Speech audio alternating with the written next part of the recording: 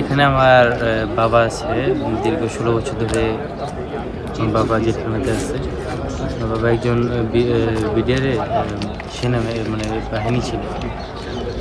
আজকে এখানে আমি মূলত এসেছি। আজকে আমাদের কোর্ট আছে, এখন হাজিরা দিচ্ছে, একটু পর আমাদের কোর্ট শুরু হবে। গত কোর্টে অনেকজন জামিন পেয়ে গিয়েছে এবং আজকে গত কোর্টে আমরা জামিন পাই নাই, আজকে আমরা জামিন পাবো। আশা করি আজকে আমরা জামিন পাবো ইনশাল্লাহ। আমার বাবা গত 16 বছর ধরে আছে। আমার বয়স ছিল তখন 1.5 বছর। আমার বাবা যখন আসে 1.5 বছর বয়সে আমাকে ধুয়ে আসে এবং আজকে 16 বছর যাবৎ চলে গেছে। আমার বাবা স্নেহ ভালোবাসা আদর কিছুই পাই। আমার বাবা মানে বাবার যে একটি ডাক, বাবার যে একটি সুর, এটাই আমি আজ পর্যন্ত আমার বাবার মুখ থেকে আমি শুনতে পারিনি।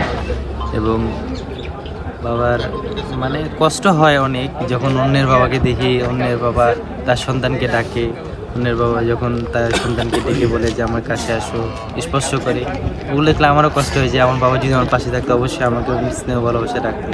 কিন্তু এই আশা করে তো লাভ নেই, আমার বাবা তখন আমার কাছে নেই। কিন্তু হ্যাঁ, এখন আমি আশা করতে পারবো যে ইনশাল্লাহ আমার বাবা এখন ফিরে আসবে।